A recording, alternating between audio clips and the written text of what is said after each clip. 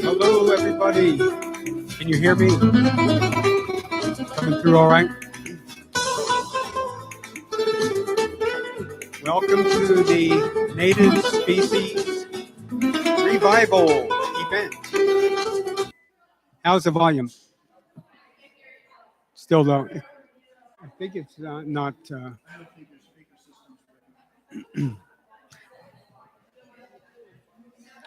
Okay, that sounds a little better now. Okay. Greetings, everyone. Tonight we have a great program we've been working on, and I think you'll all enjoy it very much. So my name is Greg Jones. I'm with Native Species Revival. It's a project newly created and for the times that we're living in. And tonight we're going to hear from a very skilled and experienced landscape designer. And we have a musician just open up the evening for us. And then we'll hear from Master Gardener, Lexi Lesner. How about Matthew Goldberg? He's going to sing us a song. I'm not sure what the title is, but go ahead. Forgive me for a minute. We have to get a microphone on the guitar. I've been asked to sing at a number of events. Sometimes I take requests. In the last group I took a request from, it was my mistake to ask them what they wanted to hear. They said, "Matthew, could you sing Far, Far Away?" Well, I'm not far away today, but I'm grateful to be here to sing with you. Can you help me?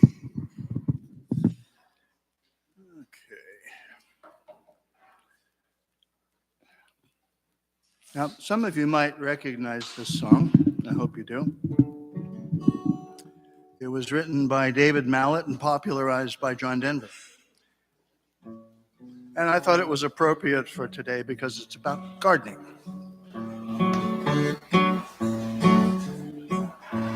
Inch by inch, row by row, gonna make this garden grow. All it takes is a rake and a hoe and a piece of fertile ground. Inch by inch, row by row, someone bless the seeds I sow. Someone warm them from below till the rain comes tumbling down. Pulling weeds, picking stones, man is made of dreams and bones. Feel the earth to grow my own, 'cause your time is close at hand. Grain for grain, sun and rain, find my way in the nature's chain. To my body and my brain, to the music from the land. Plant your rows straight and long, thicker than with prayer and song. Mother Earth will make you strong if you give her love and care. Old crow watching hungrily from his perch in yonder tree. In my garden I'm as free as that feathered bird up there. Inch by inch and row by row, gonna make this garden grow. All it takes is a rake and a hoe and a piece of fertile ground. Inch by inch and row by row, someone bless the seeds I sow. Someone warm them from below till the rain comes tumbling down. Thank you.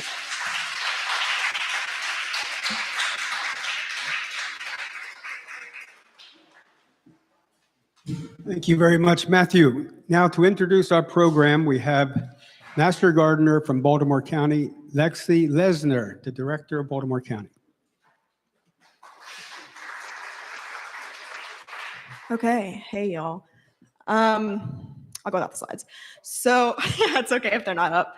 So yeah, my name is Lexi Leeser. I am the Master Gardener Coordinator and Home Horticulture Educator in Baltimore County. So tonight we have some city Master Gardeners with us. They might be outside manning their table, but the Master Gardener program runs in every county and Baltimore City in the state of Maryland. It's a nationwide program, but here it's run by University of Maryland Extension. Greg is going to pull up my slides so I can give you guys a bit more of an introduction. I'm really excited to listen to our speaker tonight, who's going to go way further into kind of the same topics that we cover in our Master Gardener program and out to the public, y'all in Maryland. So University of Maryland Extension is the public-facing part of University of Maryland. We provide public education to our residents, and so they're meant to be accessible to all individuals in Maryland. So if you start coming to UME programming, you will be familiar with this affirmative statement. And a little bit of background about UME, we have multiple programs, just one of which is Environment and Natural Resources, and I work for ENR. And ENR includes multiple things. It ranges from aquaculture to watershed and climate resiliency. A lot of these things are interrelated, right? It's about sustainable management of our landscapes. One of the major programs of environmental and natural resources is home horticulture. So that includes Home and Garden Information Center. If you've ever used Ask Extension, or you haven't, maybe today's your introduction. It is an online tool where if you go to Ask Extension, you can give them pictures of whatever's going on in your garden, and an expert will get back to you in 48 hours or so to tell you, oh my gosh, you have bugs, or don't worry, it's just a little bit of a drought. So I really recommend Ask Extension. And then the Master Gardener program is the other main home horticulture program that I want to introduce you to. This is about me, but you don't need to know that today. I have a geoscience background, and I used to work in a native plant nursery, so I love seeing those things here. And again, I told you my job. Now, Master Gardeners are volunteer educators who go out into the community to teach about sustainable home landscape management. So again, what's being covered today is totally what we cover as Master Gardener volunteers, and me too as the coordinator employed by UME. The volunteers receive a pretty thorough education in gardening, sustainable gardening, and then they go out into the community and share that knowledge with the rest of the public. So if you're ever interested in being a Master Gardener, the applications are open. You might want to inquire, just so you know.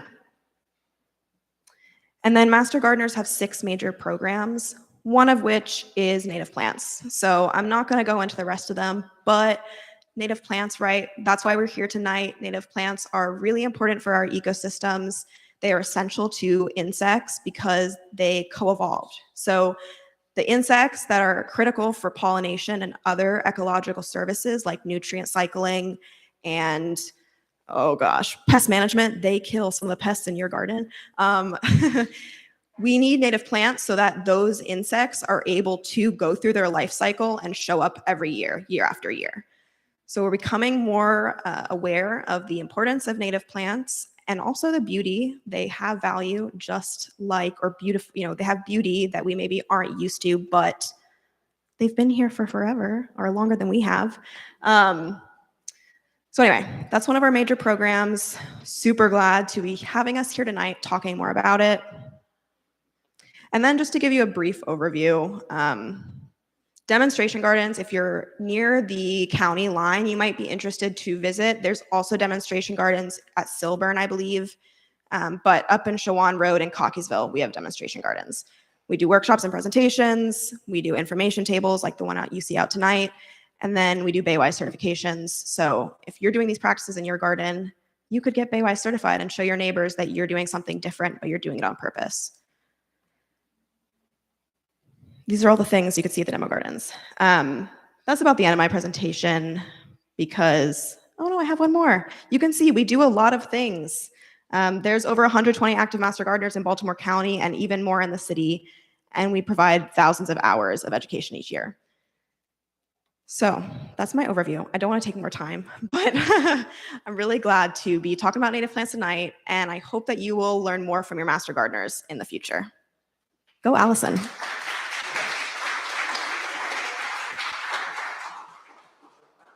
Thank you, Lexi. Now, bear with me while I switch back. Okay.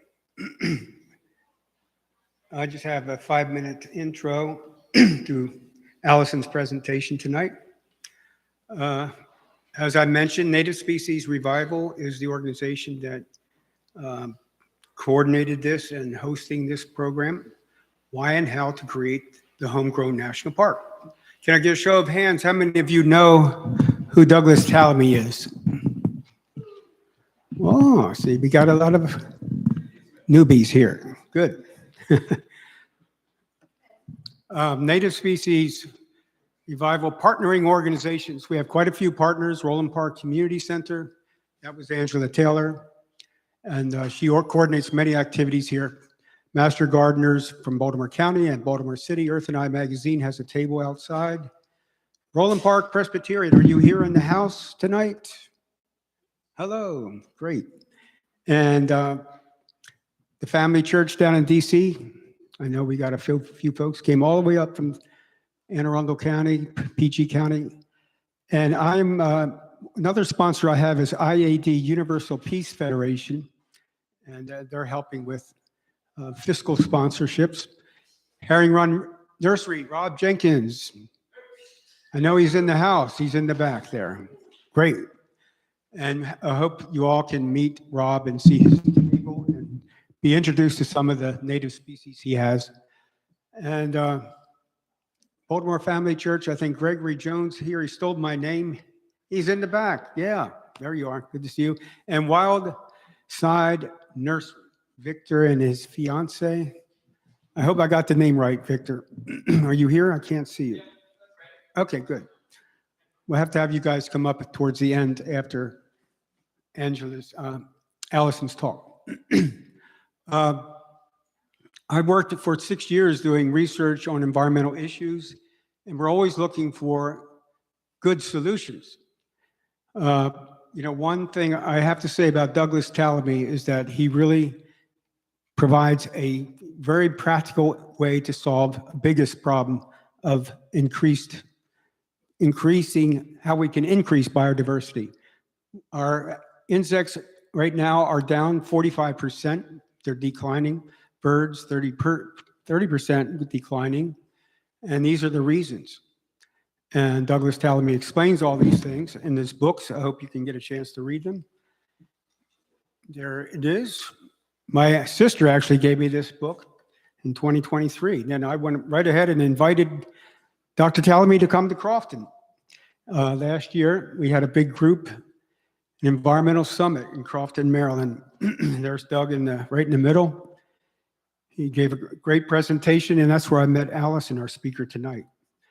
So this is tiny print, I know, but Douglas Talamy says the hope for how we bring back our ecosystems to health lies in each one of us. And we can restore the ecosystems, and we will restore the ecosystems because we are the only hope. Each of us have to take some initiative. And as a result of this event, I hope to see greater respect for the Creator and the creation and how native species of all kinds are interdependent and need one another to prosper. More homes planting, more native species.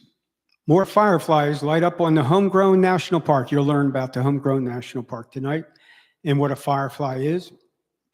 And we're going to start cutting down those Ailanthus trees, the tree of heaven, and getting rid of some of the lanternflies and the other bugs that invasive species support.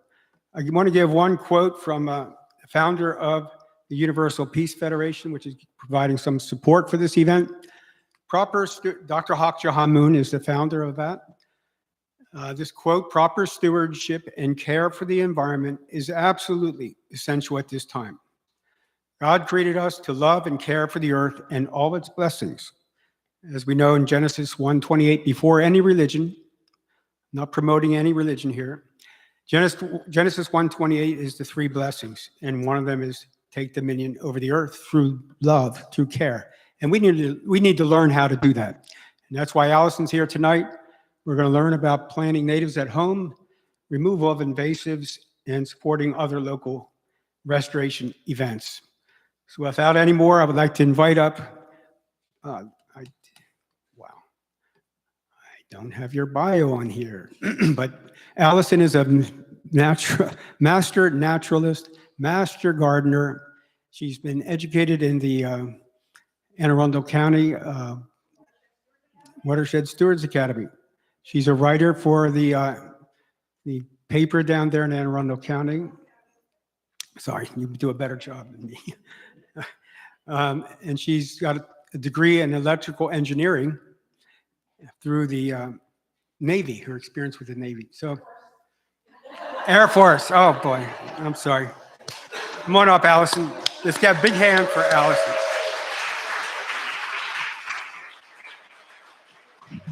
Thank you. I just need your HDMI. No, it's fine. I just need your cable. Both of these.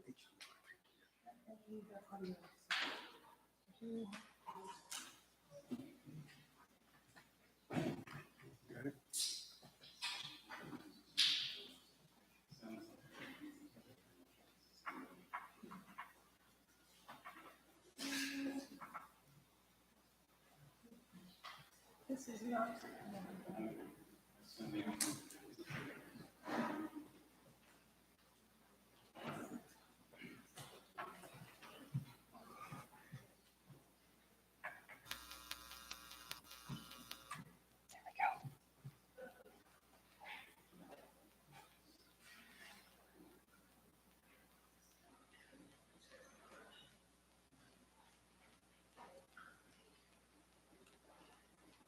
Hello, everyone. Welcome. I'm really glad to be here tonight. I'm going to actually take this off because I want to walk a little bit. My name is Alison Milligan, and yes, I have been working with native plants for a long time. I also met Doug Talamay 12 years ago, or 2000, when was that? 2007. And I'll talk a little bit about that. I want to let you know one thing. I live on 0.7 acres.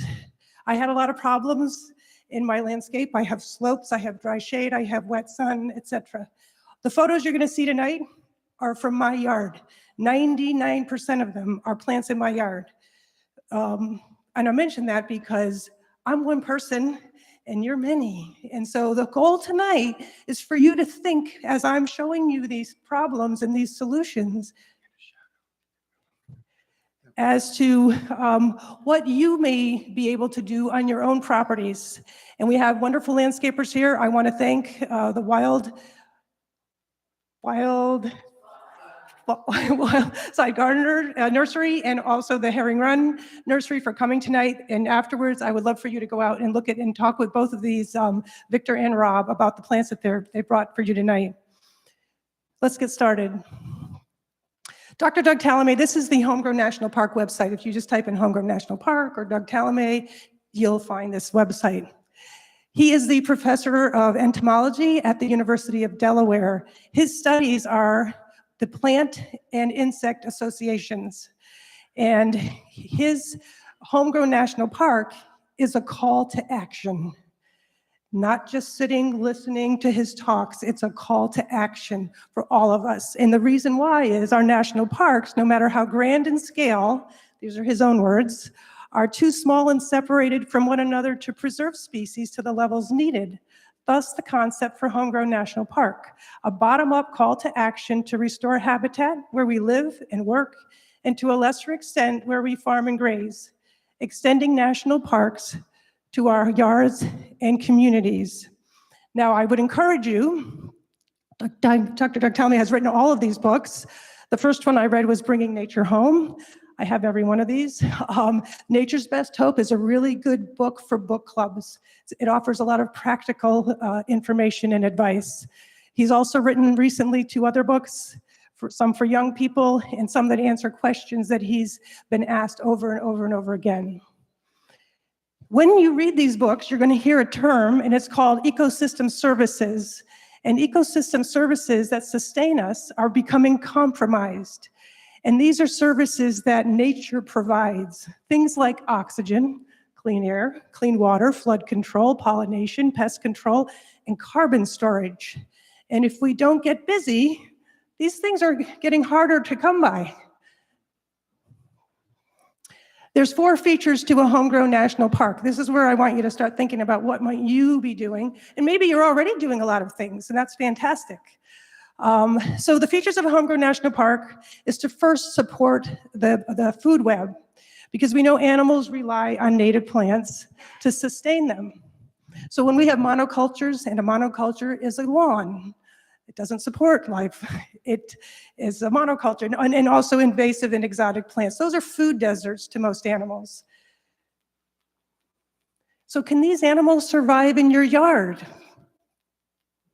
These are mostly the bottom of the food web, but not quite the bottom. The second feature is sequestering carbon. We know that climate change and carbon dioxide is not good, so we want to capture carbon and store it. We know that amazing trees, big trees, do this wonderfully in their tissue. They do it in the soil, and we can do this if we just plant some trees. So these are some wonderful trees. We actually have black gums here tonight. The sycamores are great for urban areas. But the question is, and oaks are exceptional at sequestering carbon. They're also exceptional at supporting the food web. So if you have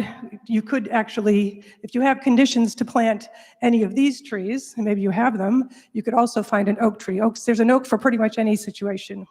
So the question is, am I growing in your yard? Have you thought about planting oaks? You don't have to plant a big one. You could plant a 5-gallon one. It'll start working right away. Managing the watershed, the third feature of a homegrown national park. This is really important for those of us here. We live near the Chesapeake Bay. We know the problem of runoff. We have a stormwater fee. We know that the Chesapeake is sick because of runoff. And yes, we can point to agriculture, and agriculture is doing a lot to harm our Chesapeake Bay, but so are we. And so we need to control and manage our runoff, and can do that by reducing our lawns. So are you protecting our waterways? The last feature of a homegrown national park is supporting pollinators. So that means creating space for, and this one is easy. Everybody likes to have flowering plants. So that's not hard, but what I would encourage you to do is think about when you have these flowering plants, do you have some for early spring? Do you have some for late in the fall? Do you have some for winter? So that's important. So are you planting for pollinators?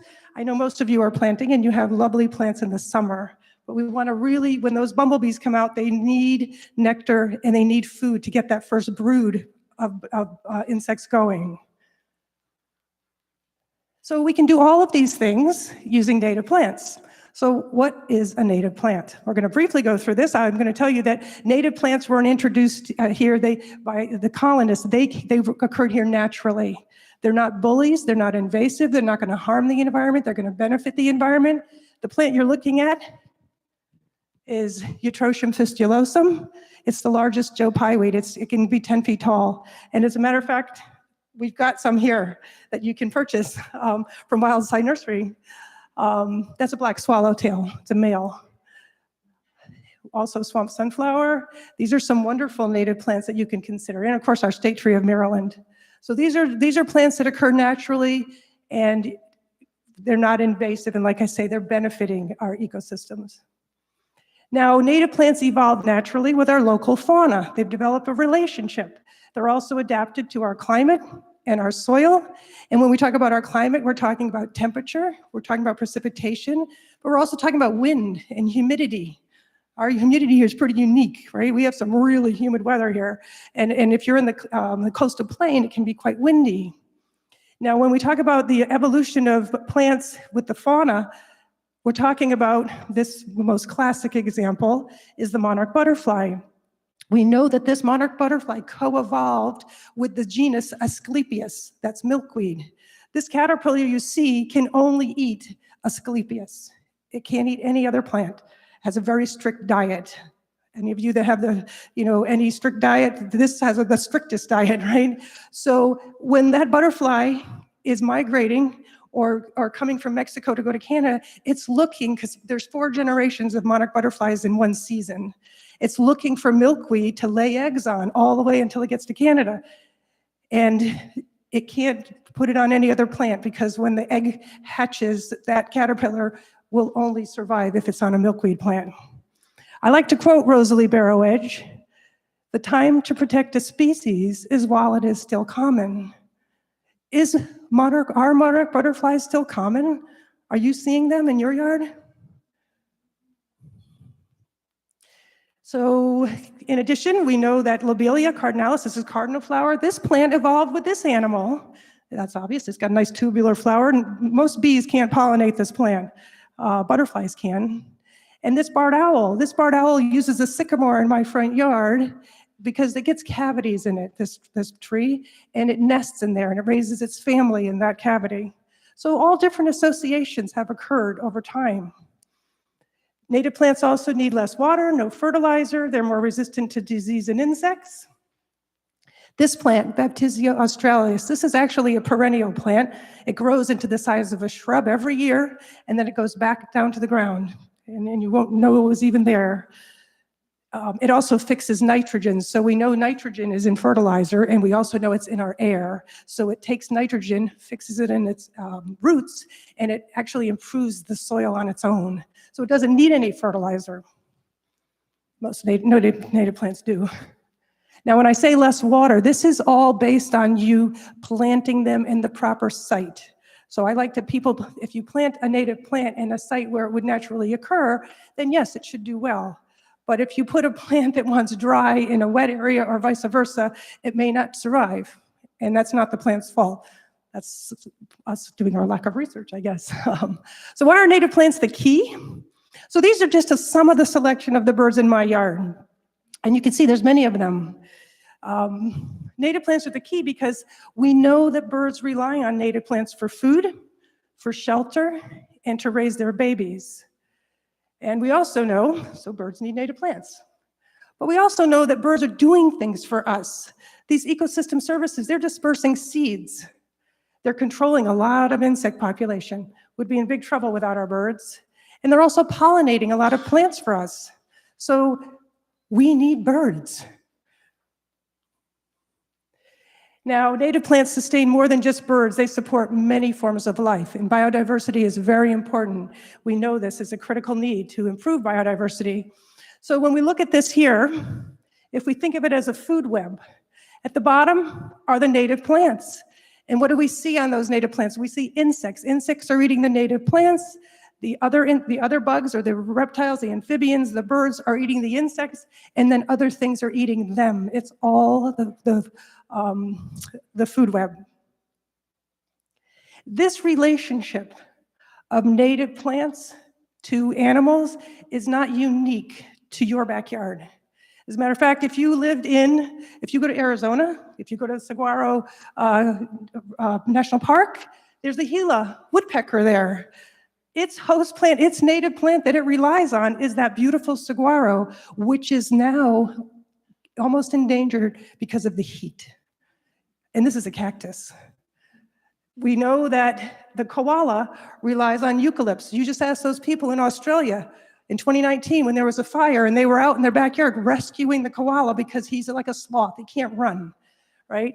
And so, yeah, so they eat eucalypts, that's what they eat. Those are keystone species in those countries or in those locations.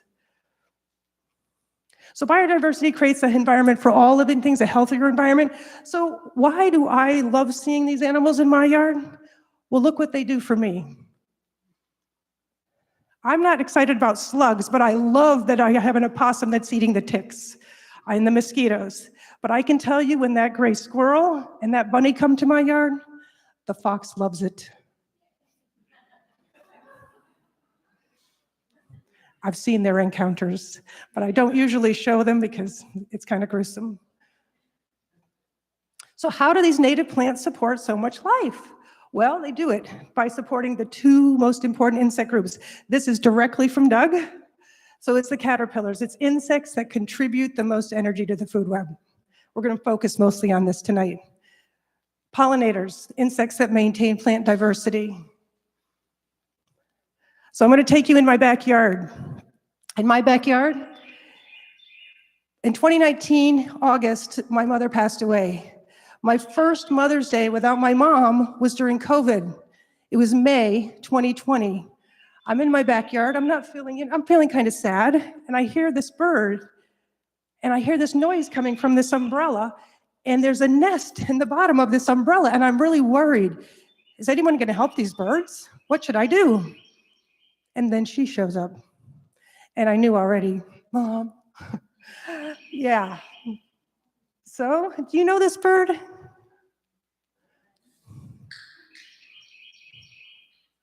And you know what she did?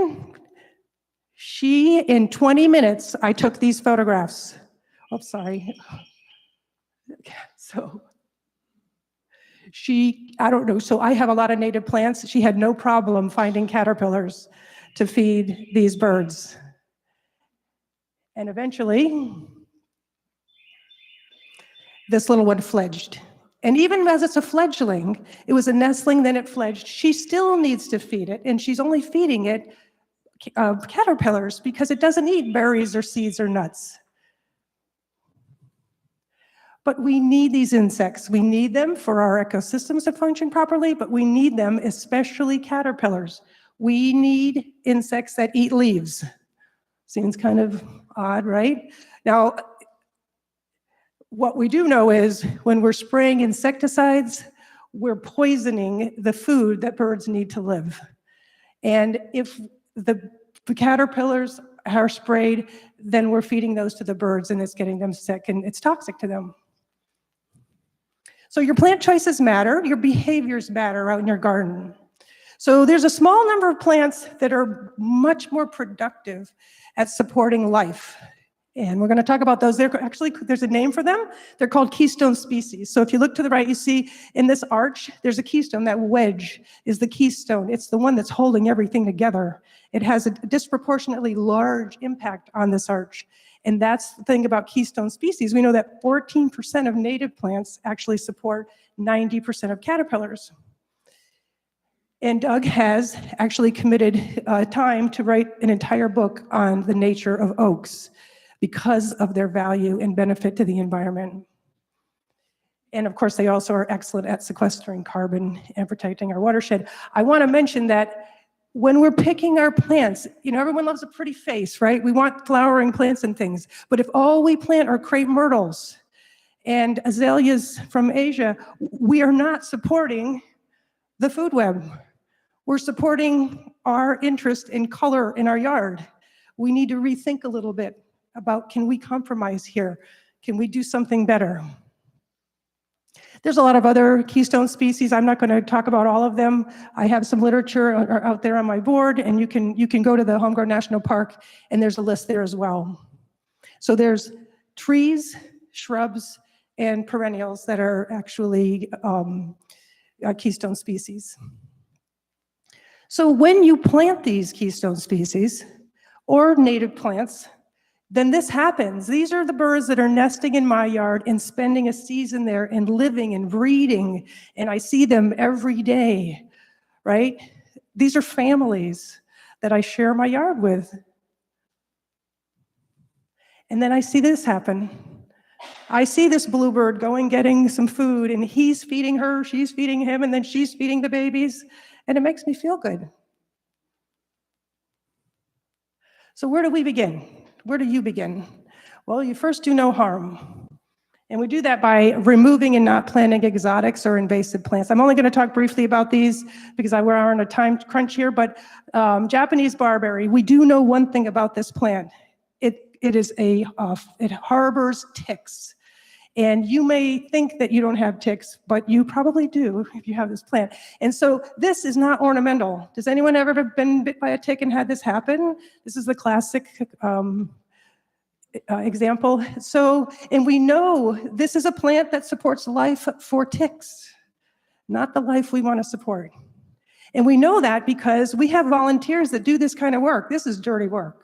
This is taking these white sheets and going through forests that have understory of barberry and then an understory of other plants.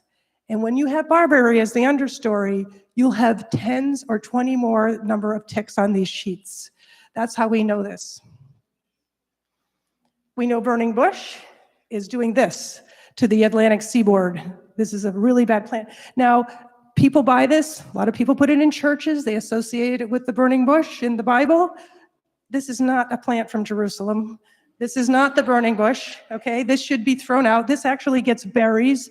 And when you're an adult bird, you might eat berries that are not going to benefit you in the long run because you're going to go poop them out somewhere, and now you're going to be planting an invasive plant. But a bird doesn't know isn't any wiser, right? So, and this is a really competitive and very strong plant. And then the last plant is heavenly bamboo, which is far from heavenly. Okay, so this is not ornamental. This is an unhealthy plant because this plant has cyanide in it. Now, it's not an incredible amount of cyanide. I could probably eat one of these berries or multiple berries. But if you're a cedar waxwing, these birds, when they eat, they gorge. So do you know some people like that? When they eat, they're like finished way before everyone else. That's this bird. This bird doesn't just eat one, it eats many. And when it eats many, it has a lot more cyanide. And now it gets wonky. It might die on the spot. It might fly into a tree, into a car. So it's not healthy. So when you remove these plants, don't gift them to your neighbor. That is not being friendly, right? Just stay informed, pull, and when you go shopping, it's kind of like when you go shopping and you're hungry, you buy stuff you're not supposed to eat. Well, when you go shopping, go prepared. Kind of know what you're looking for and maybe know the botanical name of the plant you're looking for. And if you go in a nursery and you ask for it and they don't have native plants, then say, oh, that's too bad, I can't shop here. Don't buy the pretty thing. There's a lot of beautiful native plants you can buy at these nurseries that I just mentioned. There are nurseries out there that will provide native plants to you. This is the last plant I'm going to mention that's invasive. If you have this, I hope you don't. This is a harder plant to remove because it's a tree. It's the Callery pear, and it creates a monoculture. It originally was brought here, and we thought it was sterile, and it's not sterile in the least. So this is what happens in Glen Burnie. It happens all along the highways. Everybody sees these. Many people think they're dogwoods. They're not dogwoods. They're not service berries. They're an invasive plant. This is the dump where I go to empty my truck when I do go to the dump. This is Callery pear everywhere. I want to pull it up. I want to put it in the dump. And then what I want to do is I want to start planting some native plants that can bring value and benefit the environment. And we have many keystone species that we could be using, and this would be make an incredible difference if we could do that. So what do we do next? Well, maybe this is your house. And we know previously there was a forest here. There were a lot of trees here. And so we want to kind of reintroduce native plants, and we want to have a nice property. But what happened when this house was built? Well, probably a lot of topsoil was removed. And unfortunately, that's where all the microorganisms are. That's where all the really great soil is, in those top layer. So a lot of damage has been done to this lawn. We also have compaction, so a lot of water settling. Here in Baltimore, and we're in the Piedmont region, so a lot of the soil is clay, and when it's compacted, it's very hard for plants to grow in these conditions.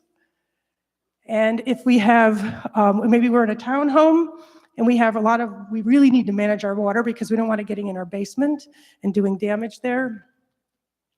So what do? We could be an indecisive gardener. This person just couldn't decide what to plant. So they didn't. They just bought some plastic plants. And you know what? This is better than planting an invasive plant, right? This is someone who said, I'd like to take one of everything. The bad choices gardener. And this is the worst case. This is the expansive lawn. This has to stop. This is what's really doing a lot of harm to our environment. The problem is, these are residential properties. So it's like you have to talk to every resident in order to introduce them to native plants and encourage them to create some area for conservation landscaping. What do we know about lawns? I'll tell you what they're not good at. They're not good at creating a homegrown national park. But what they are good at is creating a homegrown national park, because that's how you do it. You reduce your lawn. So let's do that. Let's walk through an example of doing that. So this is a townhome. This is a small property. And in this case, this is very similar to when my son was living in Atlanta. Heavy clay, no privacy, HOA had certain rules, but the first thing you do before you do any planting in Maryland is you call 811, because that's missed utility. And then someone will come and mark where your utilities are so you don't break anyone's FiOS and do some damage. And you'll get fined if you do. The fines just went up last year, I think. So you get your utilities identified, and then you think about, well, what am I going to do in my yard? Because you want to put your hardscaping in first. So most people in a property like this are going to want a deck. You want to sit outside, you get home from work, you want to have a beer, you want to sit out and have a barbecue. And then you want to check what kind of soil and sun, your light, right? What do plants need? Soil, sun, right? And water. So in this case, there's a lot of runoff. The water settles at the bottom here, and you want to get the water away from your house. And you want to create privacy. So a great native plant is the American holly, right? So maybe we should just plant some. No, this is muck. This is heavy clay. A holly tree does not want to live in heavy clay, and your HOA probably would object. So sorry, gotta go. But what can we plant? We can plant some very nice plants like this is a sweet bay. This is a Magnolia virginiana. This can actually do very well in these conditions. And your neighbors will like it because it has a beautiful fragrance in May. We could plant some large shrubs. These are arrowwood viburnums. This is another viburnum here. This is a viburnum nudum. So what we're doing when we're planting these plants is we're sequestering carbon, we're supporting the food web, but we've got a long way to go. We've got to go all the way around the yard. Now we have more tall plants. We particularly aren't crazy about this neighbor, so we want royally tall plants. So we're going to plant some aronias here. Those are red chokeberries. They have a really early flower, which is great for the bees. And then we need to deal with this problem. So I'm a watershed steward, so I know a lot of times when I visit properties, one of the priorities is to understand your foundation. Do you have foundational issues? Because everybody wants to have a nice pollinator garden, but let's deal with the tricky stuff first, the part that's going to maybe cost a lot of money. So in this case, we're actually going to plant some erosion plants. We're going to plant some rocks there, so when the water comes tumbling down, it slows down, it causes less erosion, and we have these great erosion plants. This clethra, the sweet pepper bush, is amazing at doing this. And it's also fragrant in July. So we're going to put it over by the sitting area as well. And then under the window, there's a window right there. So we want to look out and we want to see some pretty things blooming. So we want a low plant. So that's a cultivar of our sweet spire. It's called Little Henry. And now we're managing our runoff. We're sending the water to all these plants. Now we can plant the grass. But we're still not supporting pollinators. We don't have a really good pollinator garden yet, do we? These all support pollinators, but not enough. So we're going to add some keystone species. And the things that we're going to add are blue stem goldenrod and some black-eyed Susans. And that adds color. And they have long bloom periods. So now we can enjoy our homegrown national park. This is a very easy design. This is a very low maintenance design. When these plants lose their leaves, we simply rake them underneath all the plants. We don't remove them. We don't have to take them out of the yard. We want to have leaf litter on the ground in the winter. We want that leaf litter is actually where the butterflies are overwintering. You know, the monarch migrates, but most butterflies don't. Most butterflies go into diapause, and then they overwinter in leaf litter. So we need to leave a leaf litter. So why did we choose these plants? So I'm just going to walk through some of the reasons why these are great plants. These are all in my backyard. So listen, this hummingbird loves magnolia. She loves to nectar. Now it's actually pollinated by beetles. But when you have this plant, after it flowers, it gets a seed pod. Those seed pods are out now on my magnolia, and I will go home and I will see this happening, and I will hear this happening. You know the cardinal. Do you know this one? That's the robin. The robin loves these. These are berry eating. This one I love to see, this red-eyed vireo, and I love seeing the red-eyed vireo because it is an amazing insectivore. It eats a lot of bad insects. So So he's a great animal to see. Now, the magnolia is also a host plant. Like the milkweed was a host plant for the monarch caterpillar, this magnolia is a host plant for the eastern tiger swallowtail. So isn't that nice? That's actually on this viburnum, this arrowwood. This has great berries, it's sequestering carbon. It's also host plant for this beautiful hummingbird clearwing moth. And it's called arrowwood because the branches, there's many branches from the bottom of the plant, and they grow very straight, like an arrow.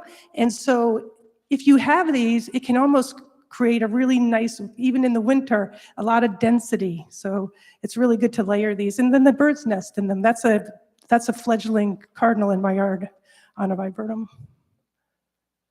This is in my backyard. This is in the summer, then it's the fall color.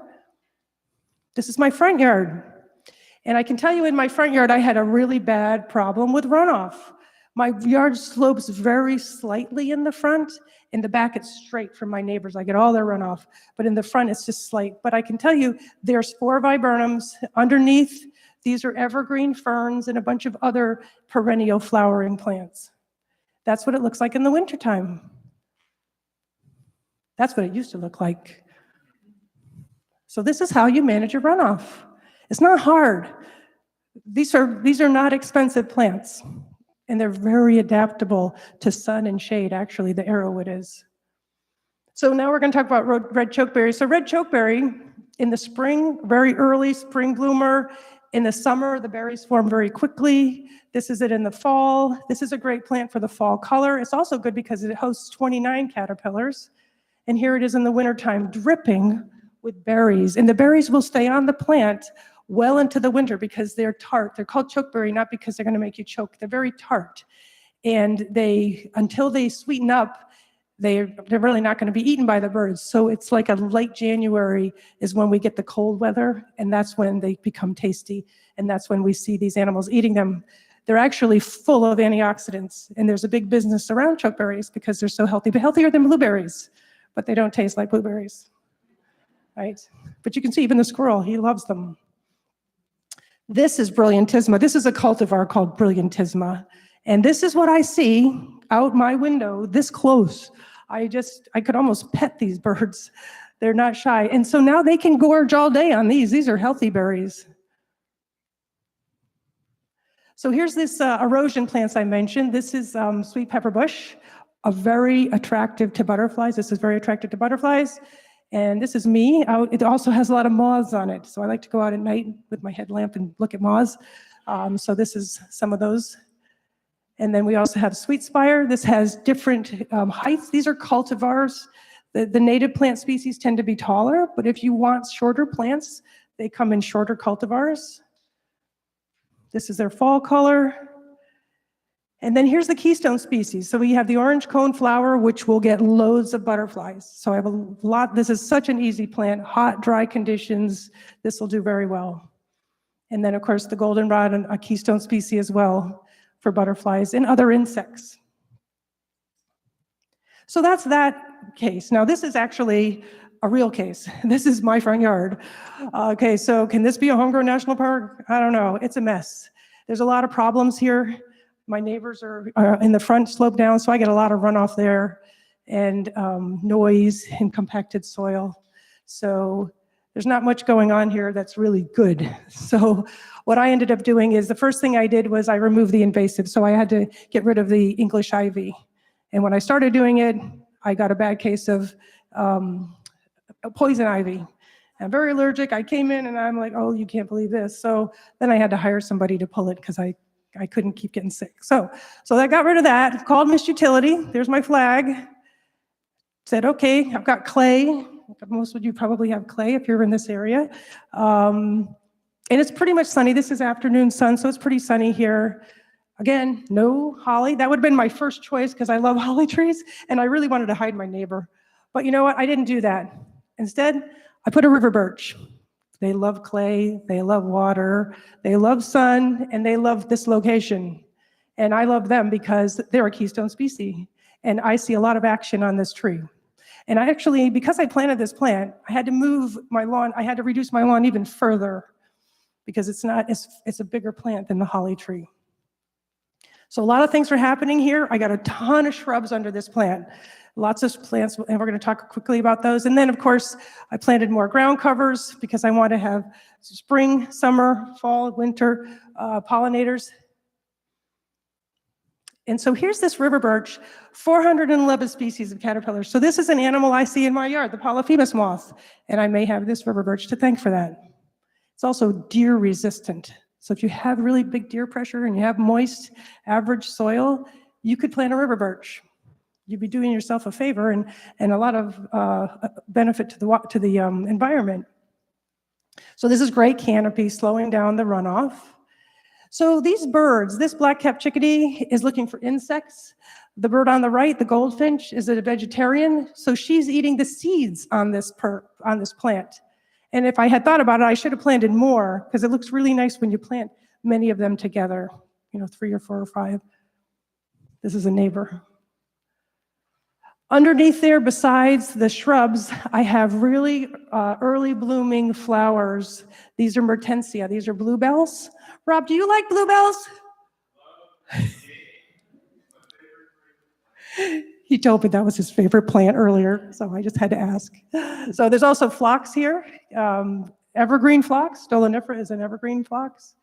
And then I have summer and fall plants blooming. This short-tooth mountain mint, Pycnanthemum muticum, it's a mint. It's an aggressive plant. I don't mind that it's an aggressive plant. I like plants that are kind of bullish, because sometimes, especially when you have invasive plants, you need plants that can be competitive.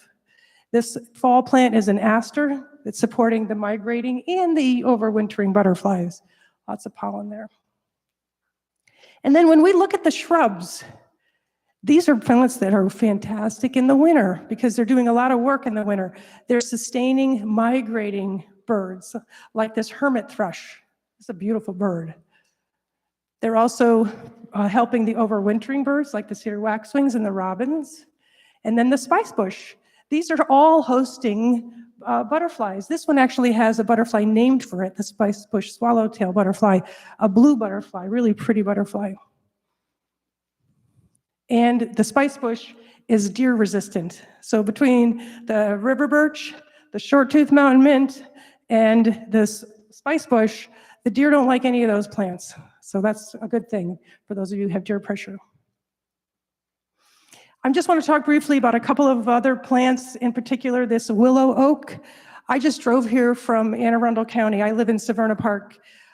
You will see this plant, this is a willow oak, many, many places, because the county, the state plants it a lot of places because it's so adaptable.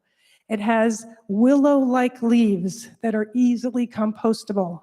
It's good for a lot of reasons. This is my friend Barbara. She lives across from the Severn River. She looks at the Severn River when she sits on her porch. She has waterfront property, but she planted a willow oak in her front yard. People are like, what? But you know what? It's blazing hot there. So here you can see, looking back, there's this willow oak. And she sits here, and she can still see the river. She could have limbed it up if she wants to, so she could see a little more. But you can see this canopy. It's slowing down the runoff. It's helping protect the Severn River. It also has a lot of really good features, like its ability to tolerate compacted soil and salt. So people in the coastal plain, we have to think about brackish. If we have inundation, then it can be a problem. This is at a school near me. Somebody was smart. This is a tree. It's not disrupting the cement, but somebody planted here. This is where the bus comes. This is where the runoff comes. It's cooling the runoff. It's cooling the school. It helps to lower the utility bills, and it looks nice. It's considered an ornamental shade tree.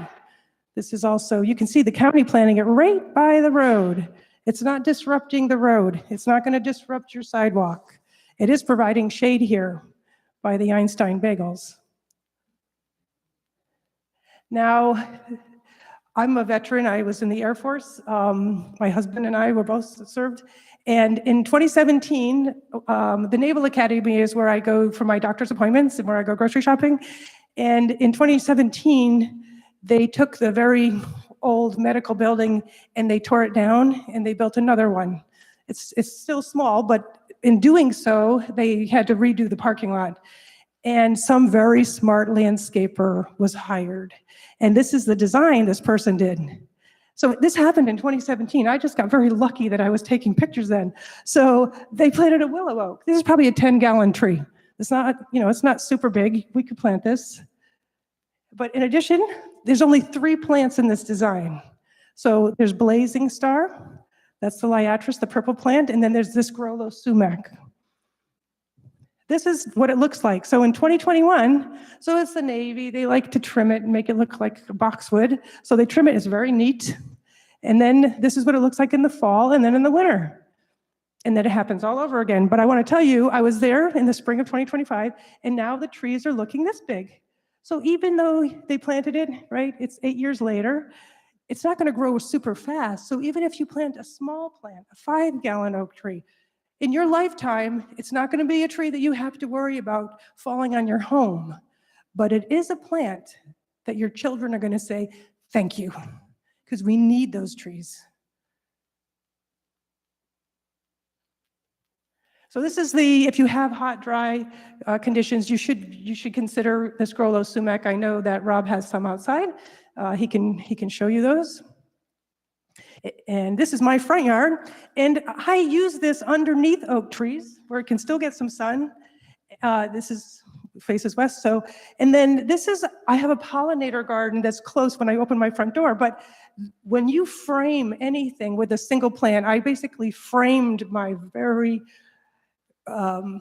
busy native plant garden with one plant. So from the street, this is what people see. It looks like I'm neat.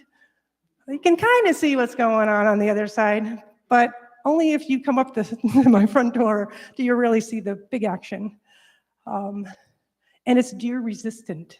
So it's a really, really good plant. And it gets tiny, tiny bees because it has a very small berry. The last woody I'm going to talk about is this bayberry, and that's because we live on the Chesapeake Bay. And I like to talk about bayberries because we have a northern and a southern. They're also called wax myrtles. And because some of us, if you live on the coastal plain, if you live by the water, you need to have plants that can tolerate some salinity, some brackish water. And these plants can do that. They have waxy berries. This is a myrtle warbler, if you're lucky enough to see one. It's named for the plant because it loves to eat those berries.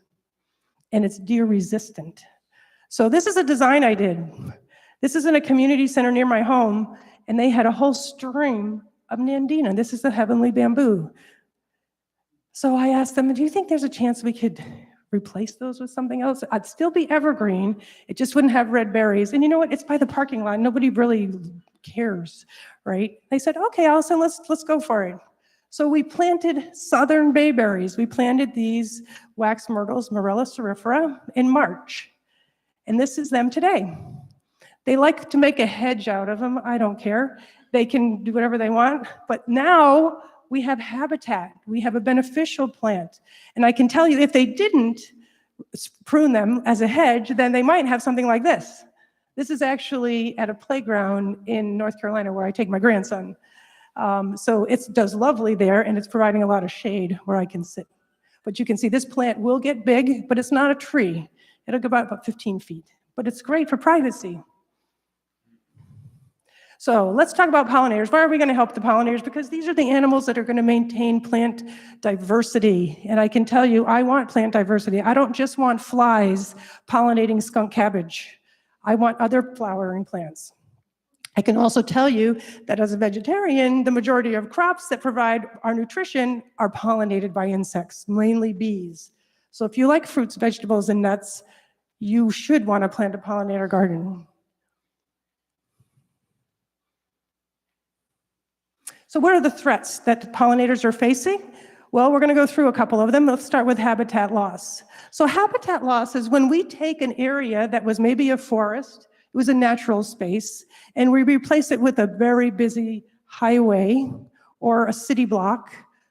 And when we do that, we're now introducing, a lot of heat. Now we have, higher temperatures. We've got more runoff. We've got more flooding. So habitat loss is when we have all this development. There's no chance that plants can live here. It's cement.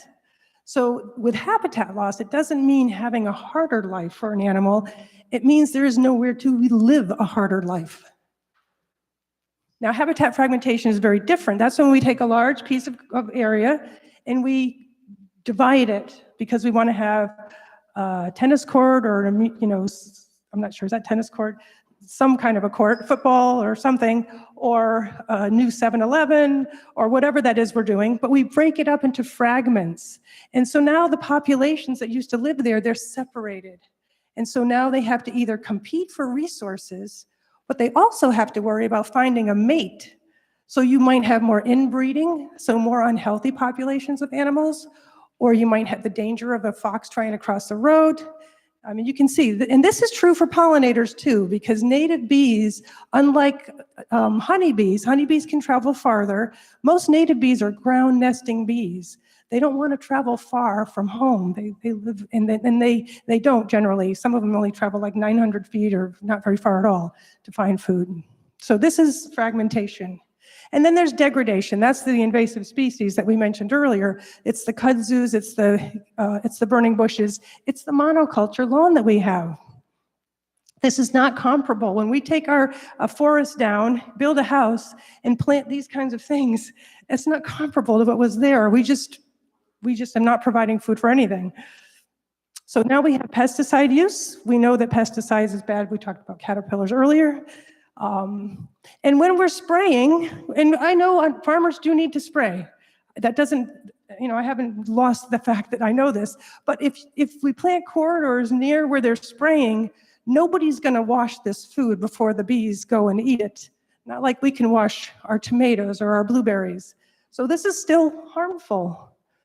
What's nice is we're still seeing more of these signs. So if you do care and you do have a Baywise or you are on the pollinator pathway, you could put a sign out and make people more aware that this is an action that you're taking. And the last thing I want to mention is the climate change, because we know the new weather patterns. We're getting blooms much earlier. They're out of sync, and that causes a lot of issues for the pollinators and the plants, and it also reduces the quality of the pollen and the nectar. So my last question to you is this resemble your yard or your entrance to your community? And can you imagine it looking differently?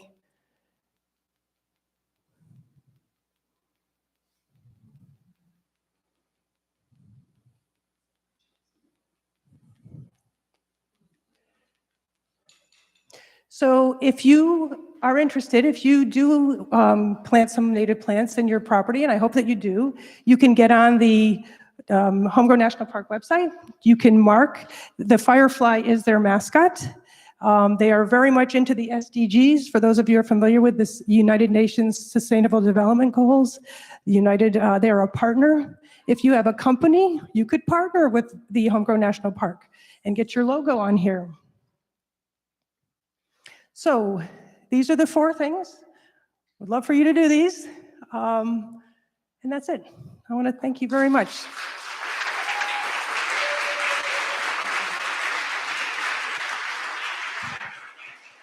Thank you. And I think we're going to ask if there's any questions. I'll be happy to field some questions. Hello. I often have a question about when you see a label that says cultivar. If you're looking for a native plant, does cultivar just mean it can still be a native So it's been cultivated to do something else. So nativar, cultivar, I mean, some cultivars could be cultivars of not native plants, but so that's the question you have to ask. That's why it's really important to do this, actually, to be prepared when you go shopping, to have the name of the plant that you're looking for, and a cultivar will be in single quotes. Like this is a cultivar of a Viburnum nudum. This plant is cultivated to be shorter than the native plant. This plant is brandywine, and if you go to buy it, you'll see it has brandywine on the label. Okay, it also has winter thur is another plant that often goes with it. It's a beautiful plant. The berries go pink to blue. The birds eat them.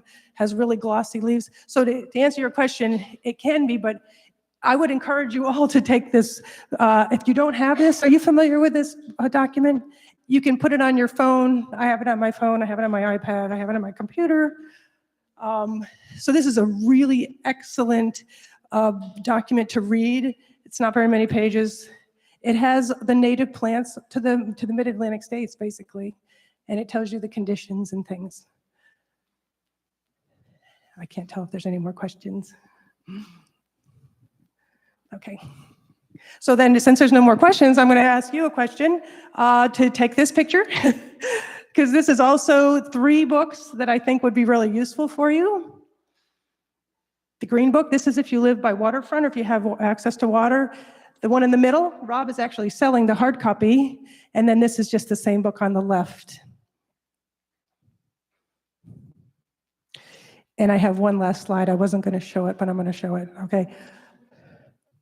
So remember Rosalie Barrow Edge? You remember what she said? The time to protect a species is while it is still common. These are still common. Now, when I talk to my grandson, I read him books. I have 2 grandsons, Louis and Simon. And I read them a lot of books. They love books. And they're not yet watching movies, but they will watch movies, and they will watch these movies. But we are reading a lot of Eric Carle books, right? So who's watched these movies? We've all watched Bambi, right? And Zootopia. I don't want the only time my kids to see these animals is in a book or a movie. It can't be that way. These animals need native plants. And you can do something, you can help them so that my grandkids and your grandkids can see them. All right, so now I'm really finished. So I'm so sorry.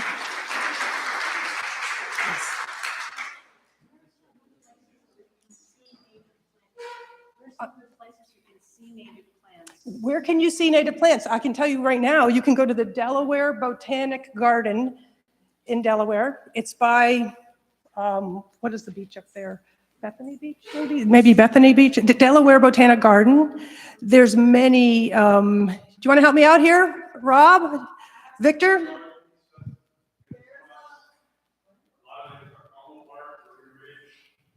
Cromwell Park? Cromwell Valley Park.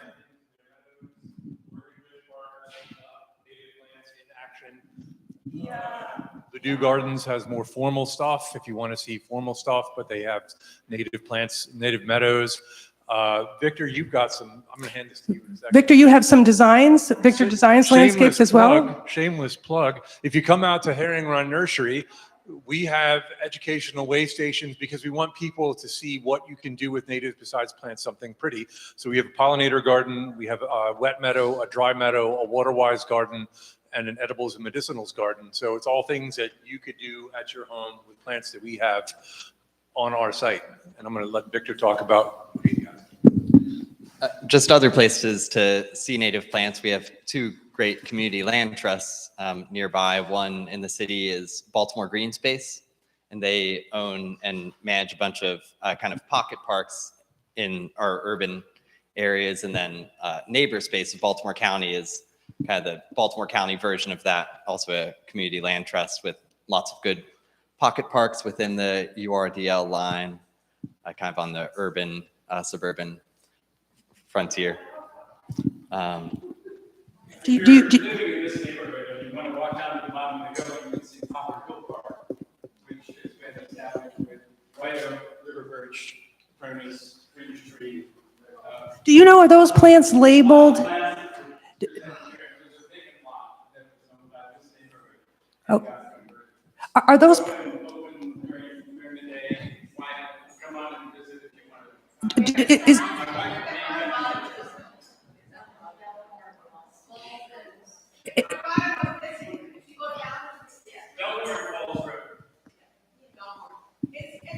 Invite the nurseries to say a couple words.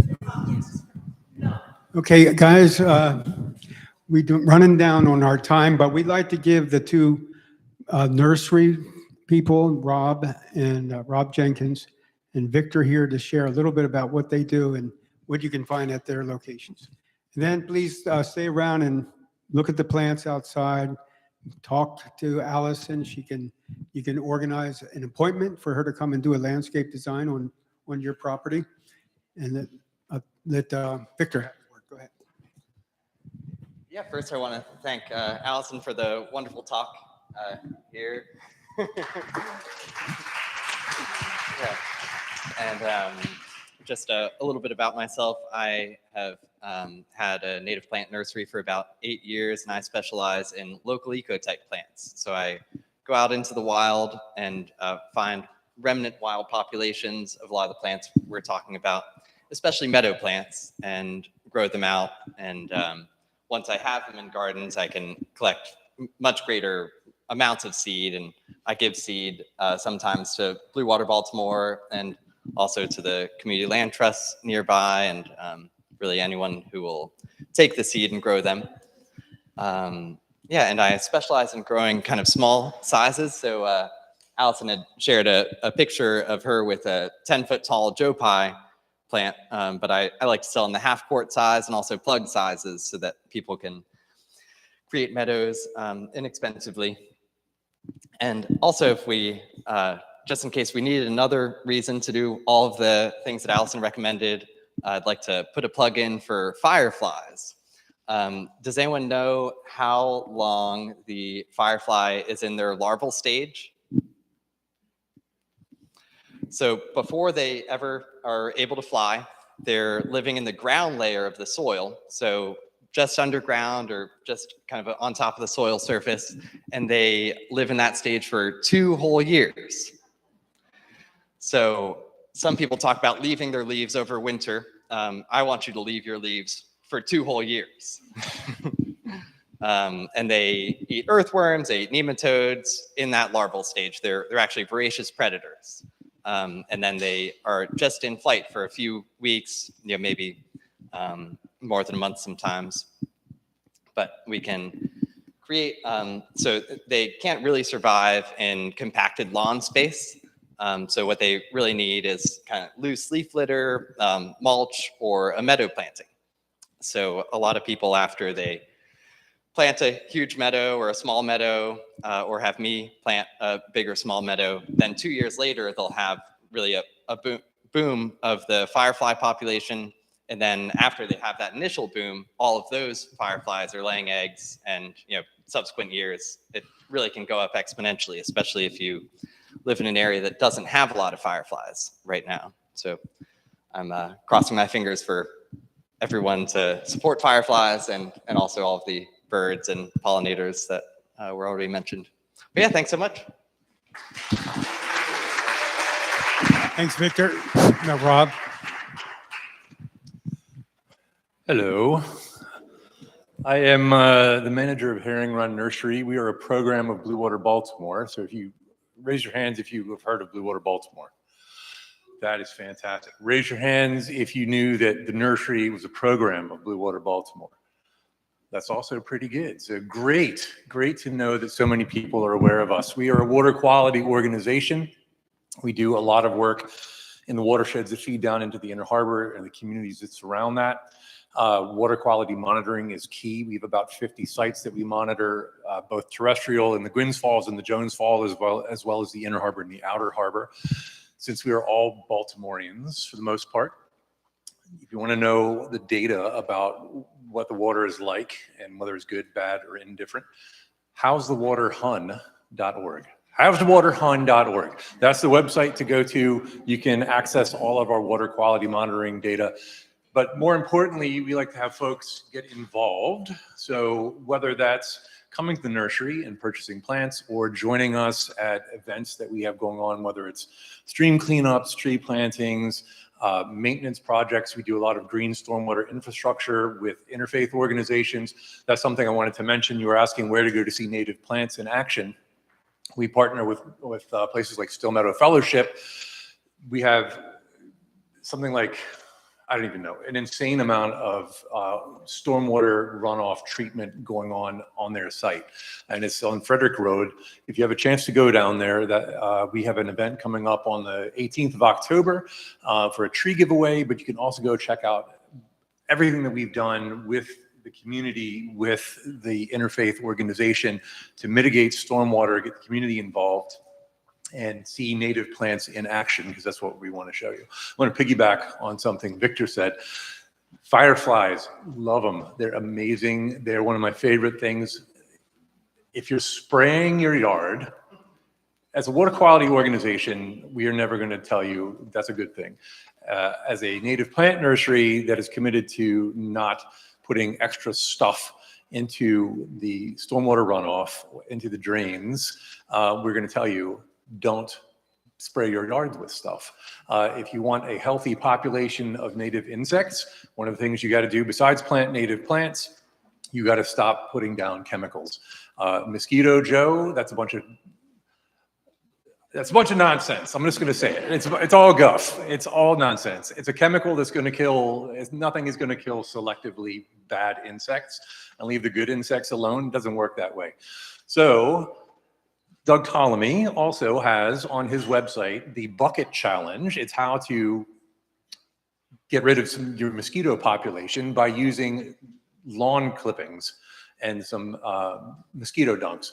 I encourage you to go to that, check that out. Also, come and check us out at Herring Run Nursery, another shameless plug. So we have about 250 to 300 varieties of native plants, trees, shrubs, ferns, sedges, perennials, edibles, pawpaws, blueberries, all kinds of stuff. We are only 15 minutes away from here. We're in between Loch Raven Boulevard and Northern Parkway on Hillen Road. If you know where the Mount Pleasant ice rink is and the Mount Pleasant golf course is, you will easily be able to find us. So I think that's all. I'm not going to take up more of you guys' time, but thank you very much. And thank you, Alison and Greg, and thank you all for coming out. Okay, and final word from Angela Taylor. Hi, everyone. I'm a volunteer here at Roland Park Community Center, currently serving as board chair. Thank you, everyone, for coming out this evening. And just in case you didn't know, Alison never likes to self-promote or toot her horn. She's amazing, and she did a beautiful plan for us here at the center. And I want you to know that she has graciously agreed that if anyone who lives in this area would like her to come and create a design like she showed tonight on the screen, she'll come to your home for $100 and create a beautiful plan with you. She'll take photos of your yard, and then she'll superimpose photos of what she's recommending so you can see exactly what it will look like. And then it gets better. She will go to the nursery, she will buy all of the plants, and she will deliver them to your home, and she will do all of that at cost, wholesale cost for the plants, plus she does charge 20% to cover her cost of gas and her truck. So please stick around, get to know Alison, and bring her to your home to create a homegrown national park. Thank you. Thank you, Angela. Well said. Okay, well, thank you all for coming. This has been a great night, and we really appreciate your coming. Thank you very much. So have some food outside, hang around for a little bit, talk to folks. Thank you very much. And if you want to keep connected to our events, make sure you register. You can register through that code. Hi there. What was the relationship of tonight's meeting to the Universal Church? Universal. You mentioned Sun Myung Moon and his wife. The UPF, Unification Crime, no, Universal Peace Federation is a fiscal sponsor for Native Species Revival. In other words, a sponsor for Homegrown National for Park? this. No, that's Douglas Talamy's project. Because my family was partially ruined by the money. And I think that that's something that maybe is not a good thing for this crowd to be associated with. I'm sorry to hear that. No one's being associated with anything. Well, maybe you should be taking their money. Those people are